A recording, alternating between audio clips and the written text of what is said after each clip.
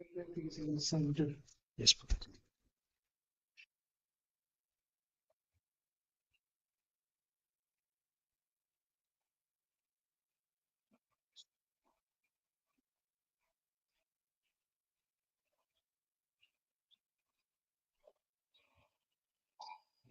Jai Radha Madhava Kunja Bihari Jai Radha Madhava Kunja Bihari Jai Radha Madhava Kunja Bihari Jai Radha Madhava Gopi Jana Vallabha Girivaradhari Gopi Jana Vallabha Girivaradhari Gopi Jana Vallabha Girivaradhari Gopi Jana Vallabha Girivaradhari Ashoran Raja Jamadan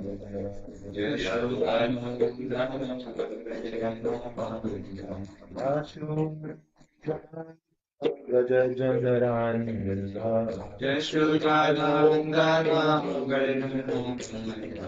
Tira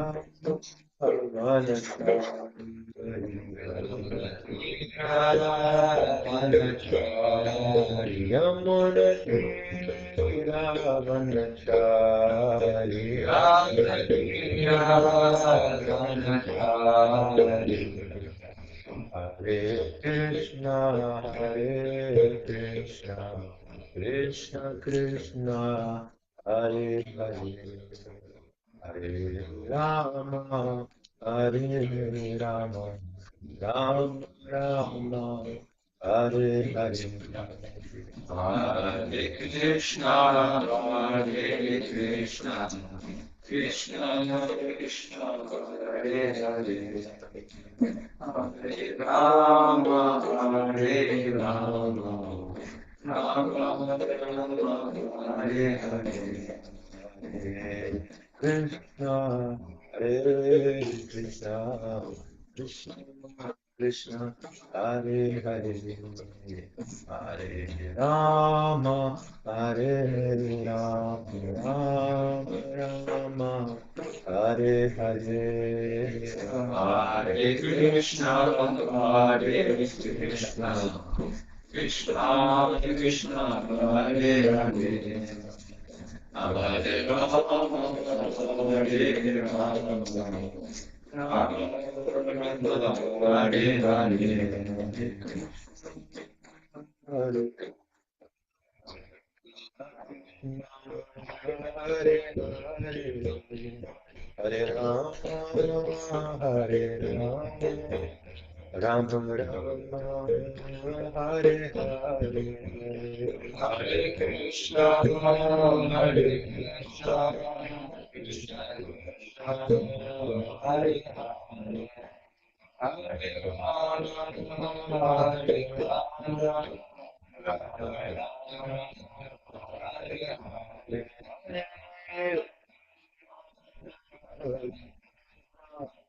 Krishna Krishna, Hare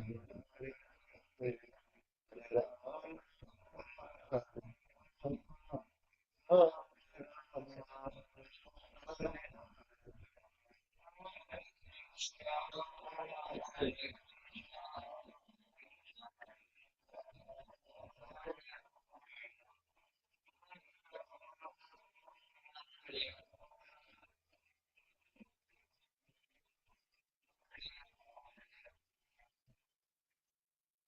Bhagavate Vasudevaya, Bhagavate Vasudevaya, Namo Bhagavate Vasudevaya, Om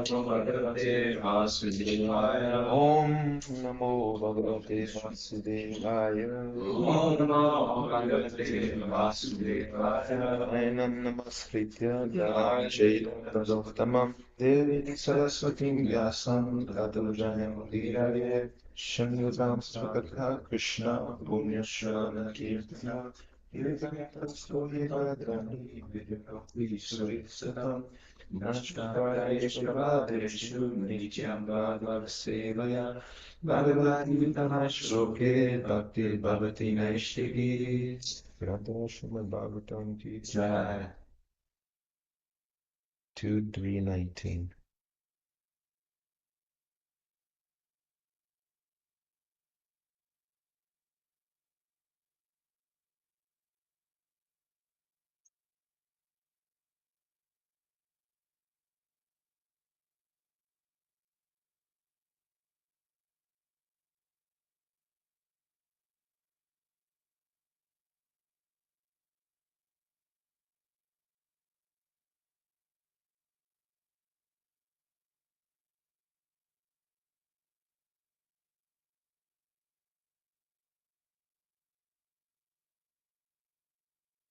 Avivara Shutrakare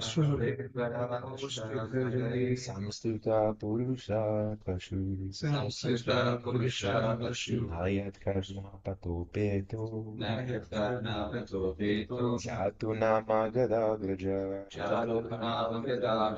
Avidvara Shtohor Vara Hushtakare Samstuta Purusha Pashu Ayat Karna Patu Petu Jatu Namagada Graja Avid Varahushra Kare Samstuta Purusha Pashu Ayat Karna Patu Petu Jatu Namagada Graja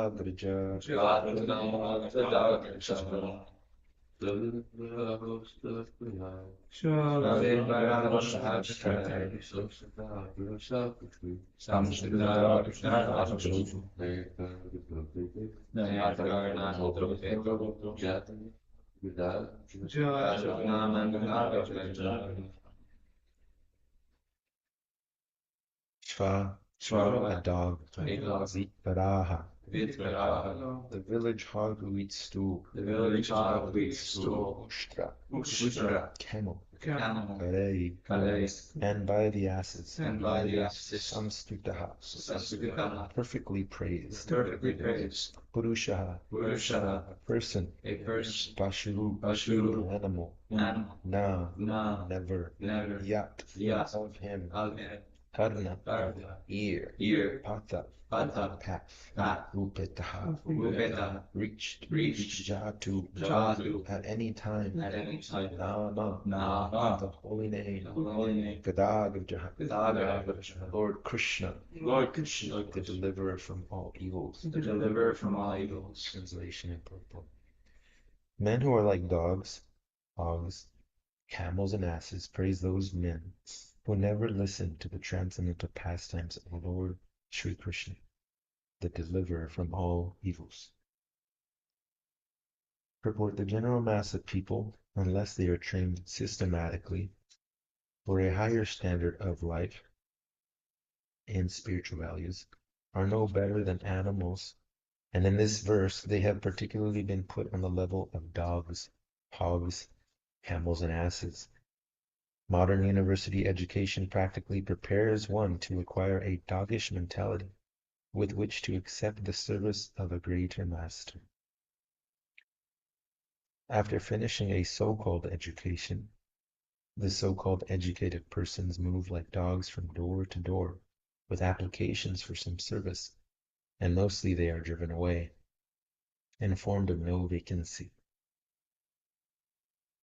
As dogs are negligible animals and serve the master faithfully for bits of bread, a man serves a master faithfully without sufficient rewards. Persons who have no discrimination in the matter of foodstuff and who eat all sorts of rubbish are compared to hogs. Hogs are very much attached to eating stools. So stool is a kind of foodstuff for a particular type of animal. And even stones are eatables for a particular type of animal or bird. But the human being is not meant for eating everything and anything. He is meant to eat grains, vegetables, fruits, milk, sugar, etc. Animal food is not meant for the human being. For chewing solid food, the human being has a particular set of teeth meant for cutting fruits and vegetables. The human being is endowed with 2 canine teeth as a concession for persons who will eat animal food at any cost. It is known to everyone that one man's food is another man's poison. Human beings are expected to accept the remnants of food offered to Lord Sri Krishna. And the Lord accepts foodstuff from the categories of leaves, flowers, fruits, etc. BG 9.26. As prescribed by Vedic scriptures, no animal food is offered to the Lord. Therefore, a human being is meant to eat a particular type of food. He should not imitate the animal to derive so-called vitamin values. Therefore, a person who has no discrimination in regard to eating is compared to a hog. The camel is a kind of animal that takes pleasure in eating thorns. A person who wants to enjoy family life or the worldly life of so-called enjoyment is compared to the camel. Materialistic life is full of thorns, and so one should live only by the prescribed method of Vedic regulations, just to make the best use of a bad bargain. Life in the material world is maintained by sucking one's own blood. The central point of attraction for materialist enjoyment is sex life. To enjoy sex life is to suck one's own blood. And there is not much more to be explained in this connection. The camel also sucks its own blood while chewing thorny twigs. The thorns the camel eats cut the tongue of the camel, and so blood begins to flow within the camel's mouth. The thorns, mixed with fresh blood, create a taste for the foolish camel, and so he enjoys the thorn-eating business with false pleasure. Similarly, the great business magnates, industrialists who work very hard to earn money by different ways and questionable means, eat the thorny results of their actions mixed with their own blood. Therefore, the Bhagavatam has situated these deceased fellows along with the camels. The ass is an animal who is celebrated as the greatest fool, even amongst the animals. The ass works very hard and carries burdens of the maximum weight without making profit for itself. Note here, human life is meant for earning values.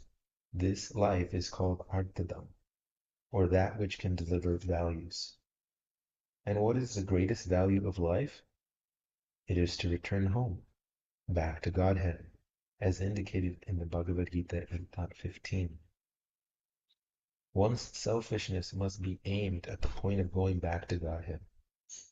The ass does not know his self-interest, and it works very hard for others only. A person who works very hard for others only, forgetting his personal interest available in the human form of life, is compared to the ass. In the Brahma Vaivarta Purana it is said, Ashitim chaturas chaiva laksham stham jiva jatishu brahmadi purushai prakyam manusham janaparyayat tad agyavalatam jataha tesham atma abhimanninam varaganam anashritya govinda charaga.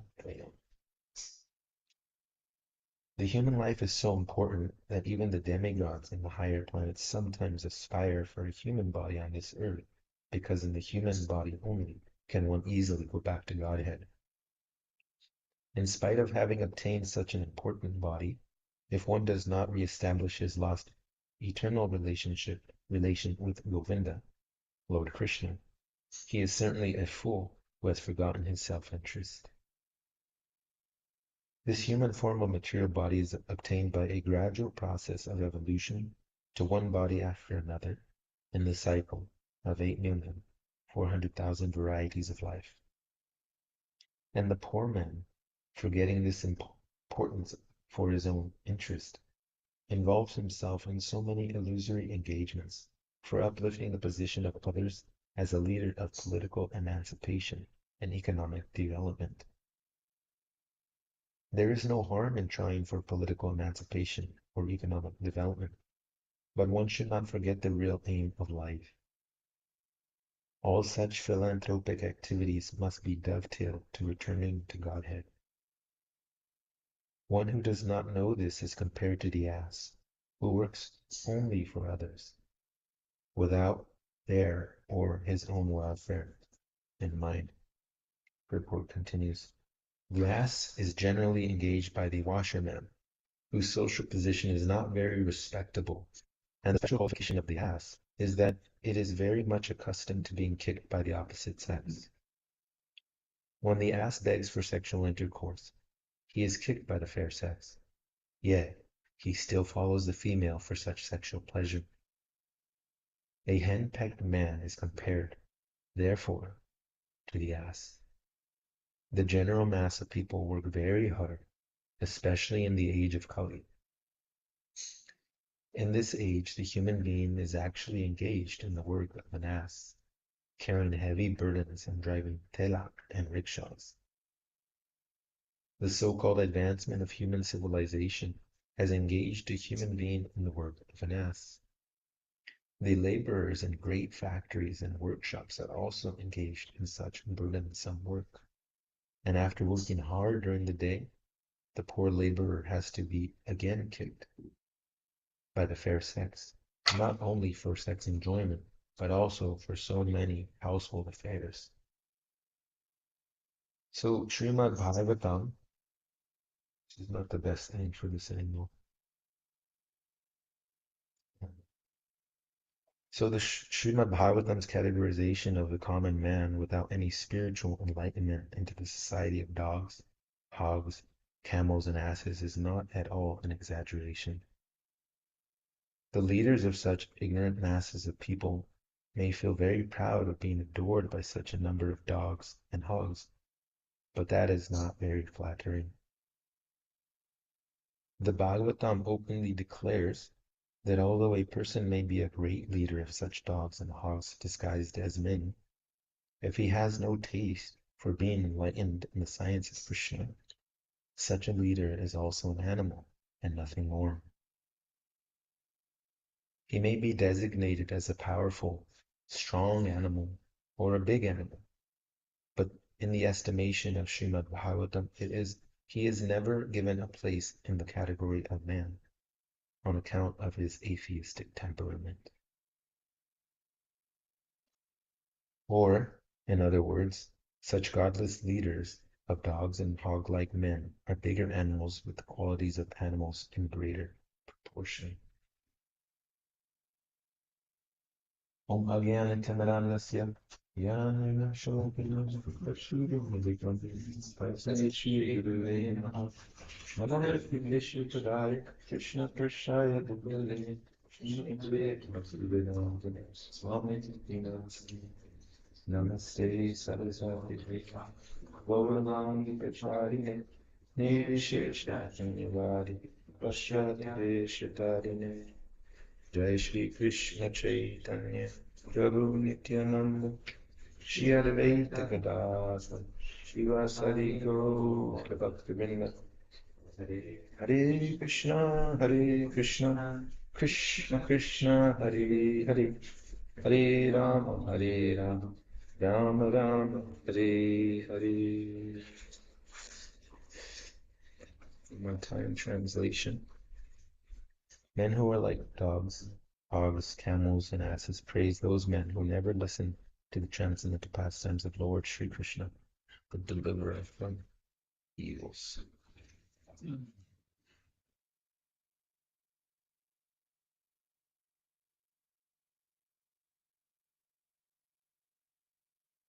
In society, there's actually only two classes of people, humans.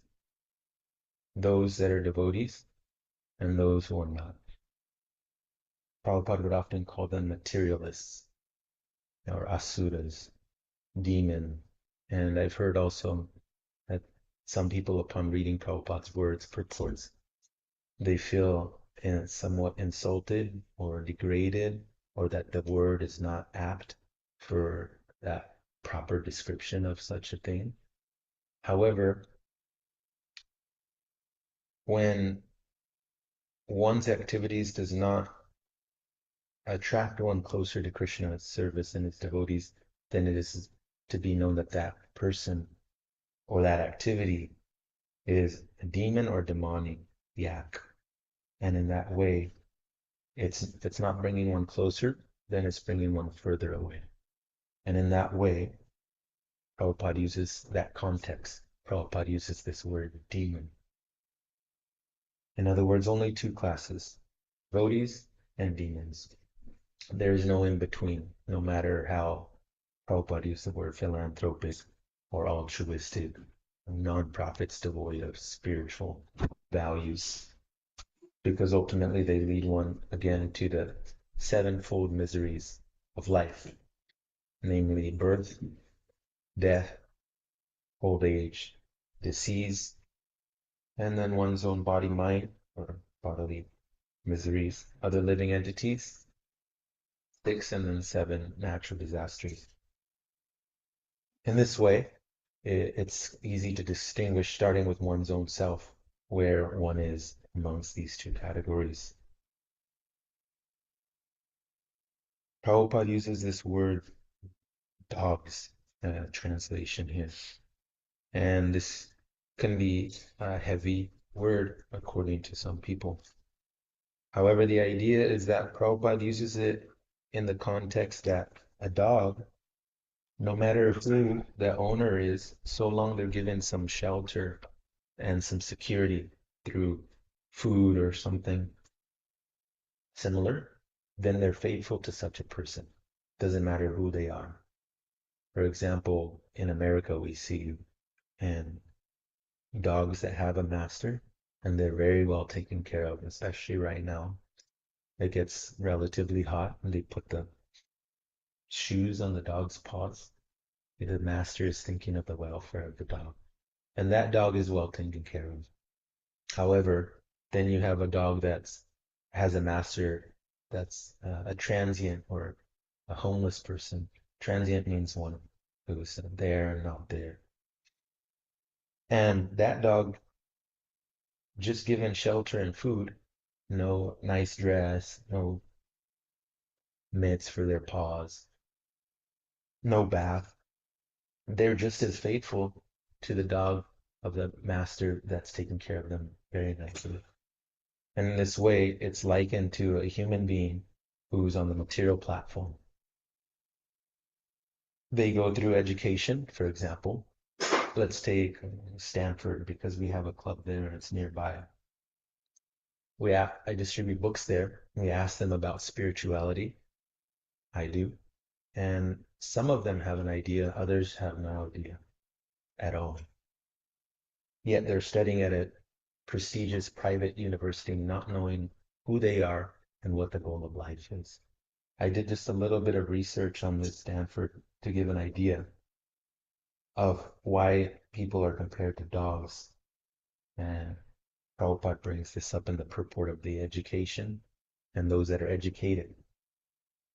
At Stanford, there's about almost 18K students there. And the tuition per year is almost 68,000, just tuition. Then they have food and housing, which is another 23K, and then personal expenses. It's over $90,000 a year just to go to that university per year. And Prabhupada mentioned in this regard so much energy, time, resources are going into this so-called education, and they're being so-called educated, yet they don't know what spiritual value is. On the plus side, just to be positive, we have the Stanford Conscious Living Club there. And just yesterday was a program. I go there sometimes too, when needed. And that group, which not includes but is not limited to the students, are also faculty members in Columbia. And people are getting benefited. They're hearing Hare Krishna, they're associating with some devotees. They read sometimes. Mostly right now it's music meditation. That's the propaganda. And then they're honoring Krishna Prasad at least once a week. This way it's very good. Prabhupada mentions that if that is not there, then it's so-called. It's pseudo. It's not actually bona fide. These are dogs faithful to anyone. Then Prabhupada uses hogs. Hogs for two reasons. Eating without discrimination and intercourse without discrimination.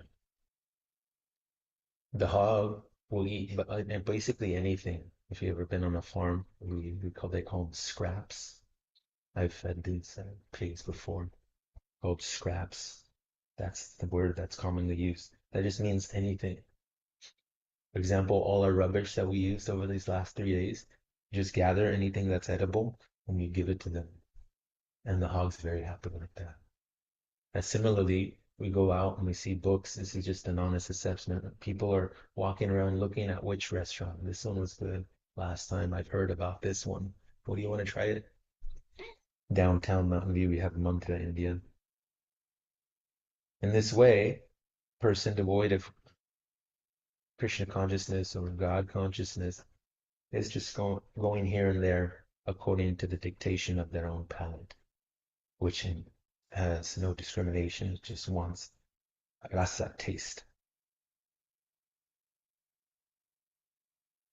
And in the Bhagavad Gita, it's mentioned by Krishna himself that for such a person that offers things that are not desirable or doesn't offer, they're verily eating only sin, actually. And therefore, they are incurring more karmic reactions, and that is not wanted, that is demonic. And then intercourse without discrimination, you see the piglets, they reproduce quite fast because the male hog doesn't discriminate in terms of, oh, this is my daughter, or this is my niece, or anything like that. It just simply sees female, is attracted, and follows that attraction through and through. That in a similar way, although there are married couples, there are also those that are not. And even then, those that are married, Prabhupada mentions elsewhere that a grihastha or householder life is meant for regulated sense enjoyment. It's not a license to just do whatever one wants at any time. And in this way, a human being devoid of spiritual culture or values is likened to the hog in these two ways, eating whatever they want and intercourse from whatever they want. And therefore, that's not wanted. If you've seen, we have, for example, a person who is not making such a distinguishment or distinction, they are to be known as a lack of viveka buddhi, as this is called in Sanskrit, or that part of the intelligence which analyzes and discerns and distinguishes true from false, harmful from beneficial, or eternal and temporary. And this, Prabhupada has said elsewhere in the Bhagavad Gita purport, that it actually requires, in a conditioned state of existence, I'm paraphrasing, active effort. One way is through milk, just as we were drinking milk the last 2, 3 days. that milk, ahimsa milk, when it's heated, as he said, hot milk goes to brain and cold milk goes to drain. You drink hot milk, one drinks hot milk, and that it refines the tissues of the brain. And that when the brain tissues are then refined, then one can contemplate the intelligence refined and one can contemplate the path of liberation. Prabhupada calls it in the purport of Bhagavad. And in this way, this is not only sanctioned as His Grace Radheshyam Prabhu, food should be sanctioned, means Krishna himself has said you can take this, and then also be sanctified. That means one should offer it.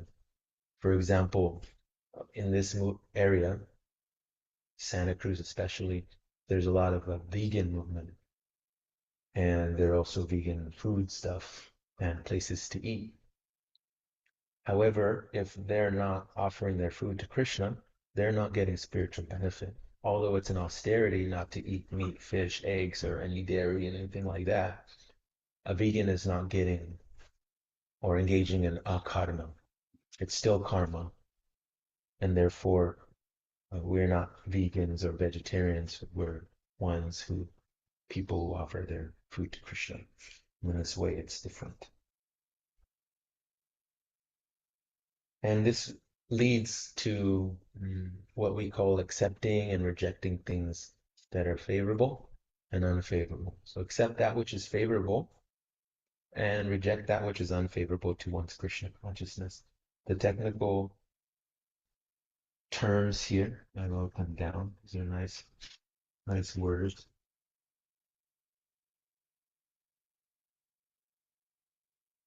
Anyone know the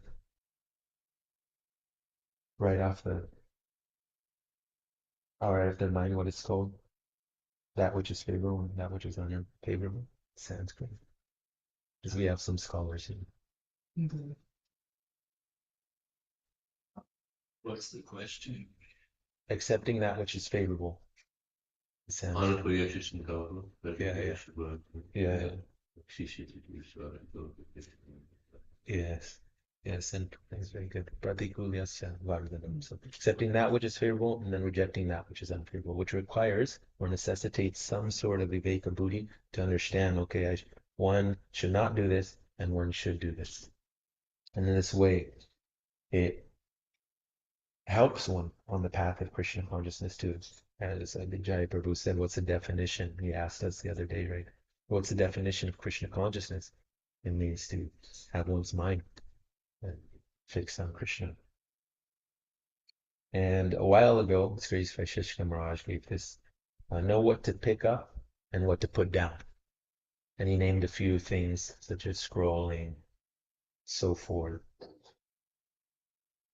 It's really just a matter of picking up that which is favorable and putting down that which is not.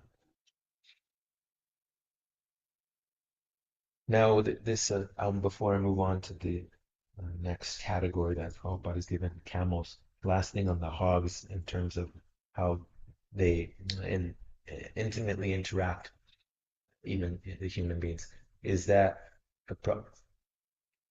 Prabhupada purports and Krishna says directly that it creates Varna Sankara. Varna means the social class or order, and Sankara means mixture or blending. And that what happens is that the unwanted progeny is created through material desire, mainly or only, and then that creates a mixture or basically an unfavorable consciousness in the living entity for spiritual advancement. And that creates confusion and havoc amongst the society in general. This is mentioned in Bhagavad Gita 140 and 41. And there's a little bit from the purport here, because Prabhupada elaborates on this topic.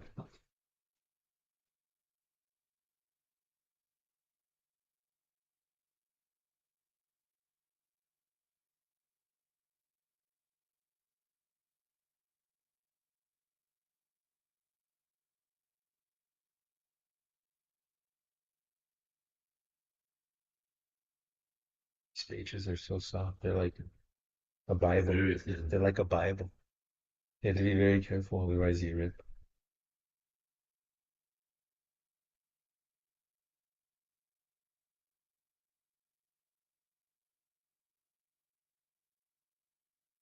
They say, right, essentially what Prabhupada says there is that when one is not in sound mind to reduce progeny, then this leads eventually to the degradation of human society. And practically speaking, it just means that traditionally, from the Ayurvedic standpoint, is that at an early age, there's already an arranged marriage. And I brought this up to my family one time, and in the Bible, because most of my family are Christians, it just the Bible just says you pick someone that is God conscious essentially.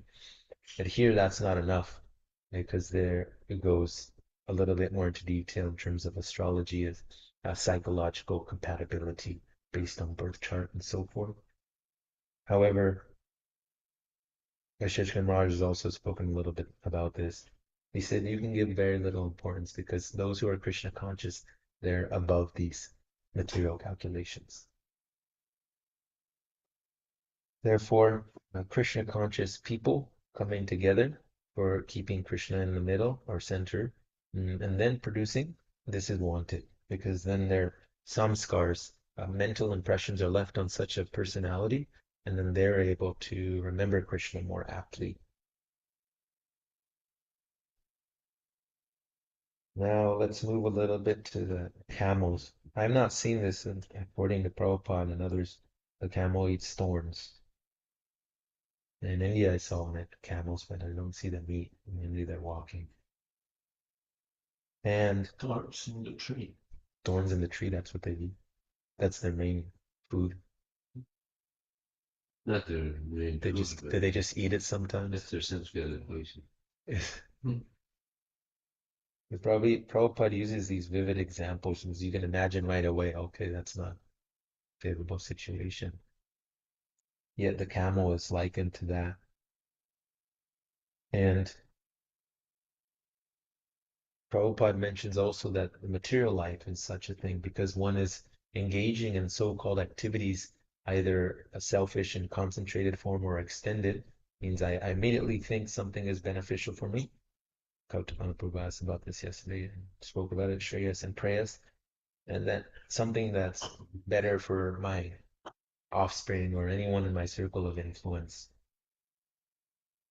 There's a difference there. And in spiritual life, one is thinking, oh, I will do this such activity and it will bring me happiness. Yet we know it's called the Maya Sukhaya or Chapala Sukha.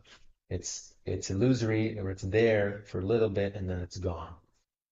And the average materialist is engaged in such an endeavor and therefore essentially wasting their time. Shrama eva hi kevalam. I give one anecdote. It was in New York. Went to Adinatha at this Times Square, and it wasn't even a game day for the Brazilian fans of soccer. They were there the day before, and they had one. I grew up calling them midgets, but I heard that's not politically correct nowadays. A little person. They had huge crowds of Brazilian fans. I showed Vijay Prabhu and Tata Prabhu, and they hear the video. We also got in that video. This one is Janardhan Maharaj, and I was interviewed by one Brazilian fan.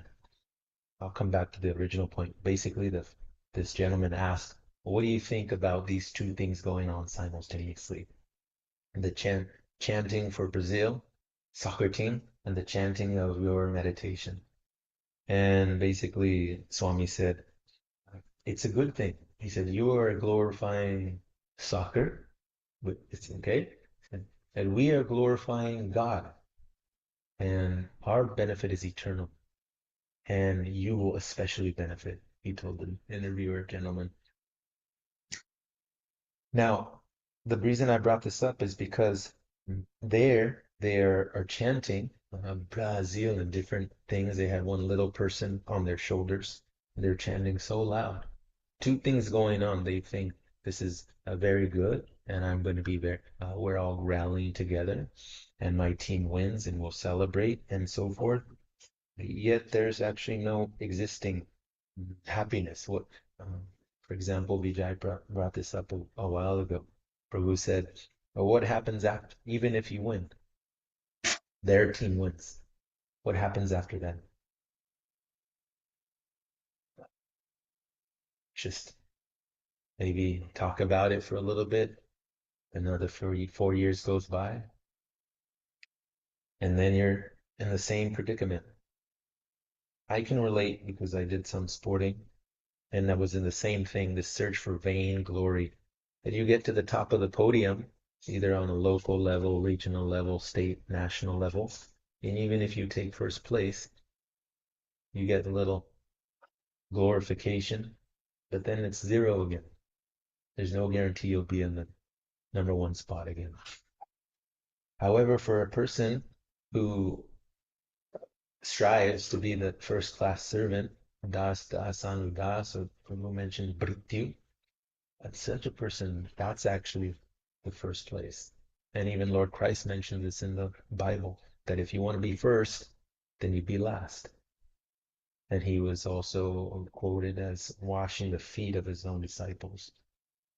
In this way, he's giving the example. He's not the servant, but he's doing the servant's job to show this is how you act. We have the same philosophy. And last note is on a practical level, according to Ayurveda, as some interpretations, accounts, that there's 80 drops of blood for one drop of semen. In this way, bleeding from the inside out is not wanted. Now, that's the camel. Then you have what's called the donkey or the ass. If you look when we were driving through to the back of the yurt, there was donkeys to the right at the farm. There, they were not engaged so much in work. I'll close out here. So, yeah. However, in India, for example, there is the beast of burden, as Prabhupada mentions, and there they just basically carry weight. And Prabhupada mentions that they eat dry grass to the donkeys or the asses, yet that dry grass is available everywhere. And in this way, the average materialist is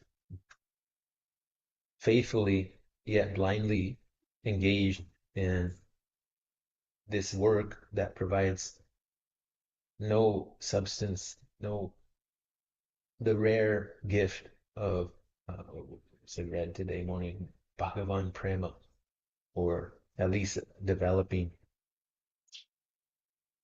towards that or cultivating that type of awareness and experience. And therefore, these four classes of animals, dogs, hogs, camels, and asses, are likened to the materialists. And the opposite, to end on a good note, is that Gadagrajaha, or Krishna, as the deliverer from all evils, if one simply engages in that service, which is natural, yet could seem unnatural at the beginning, gradually one feels a state of I belong here. This is my position. And then service becomes a concomitant factor, a natural byproduct, in other words. Hare Krishna, Krishna Krishna, Hare Hare, Hare Rama, Rama Rama, Hare Hare. Questions, reflections? Yes. When is a human considered a human and not an animal? When they sincerely adopt religious principles in theory and practice. Prabhupada mentioned this in a purport.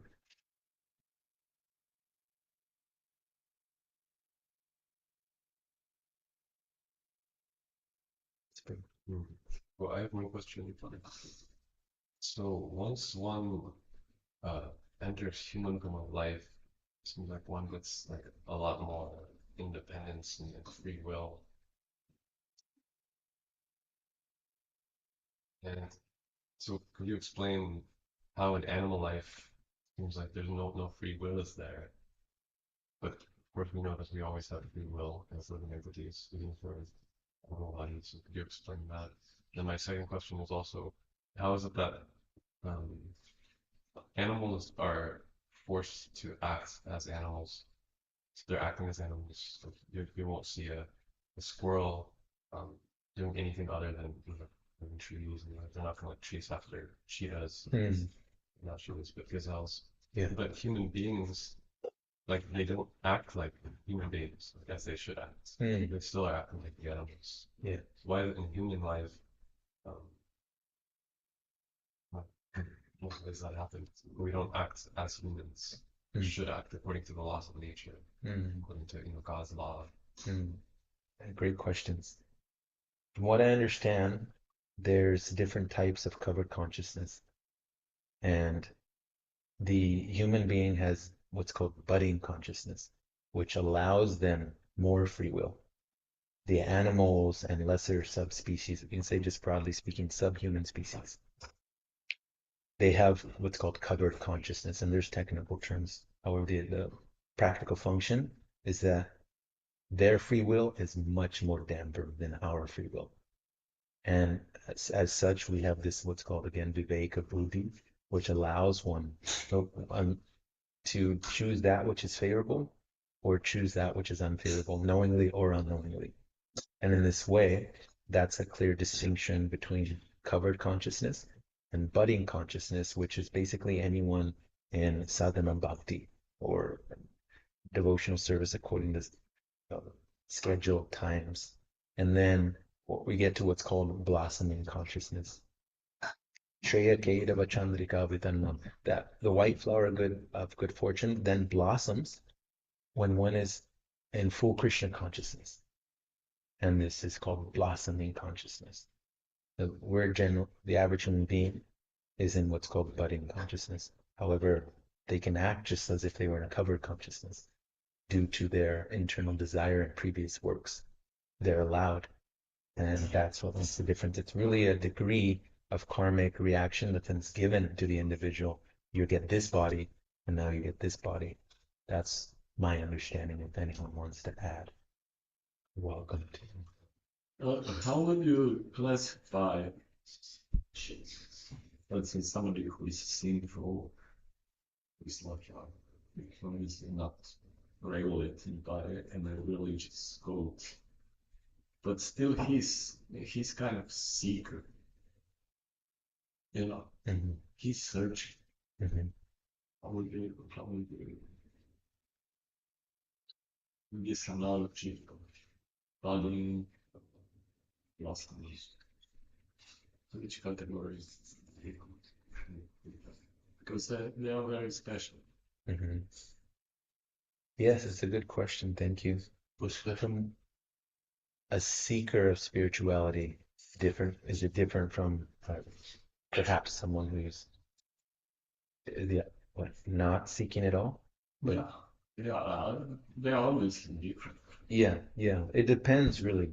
They're still not devotees because seeking is different from acting.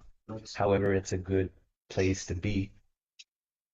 It's a step along the way, undoubtedly, for my own self. That happened too, where I was seeking, doing so many things to try to clear mind and have an understanding of what I should be doing. Yet that, although it's not directly Krishna consciousness, it's in that direction. And yet, however, this is the thing: if they were to die at that moment, unaware of Krishna or aware and not practicing actively, then they'll still have to take a material birth. The idea is that even though it's a favorable situation, it's not going to help them ultimately. Therefore, seeking should lead to actively taking service or so whatever it might be. Seeking is not enough, although it's a bit dark, is my understanding. That's what I experienced also.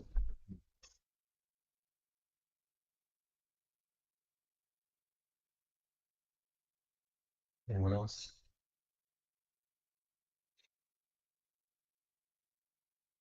Adinatha Srimad Bhagavatam ki jai. Srila Prabhupada ki jai.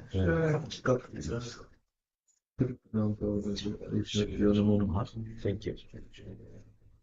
Krishna Prabhu ki jai.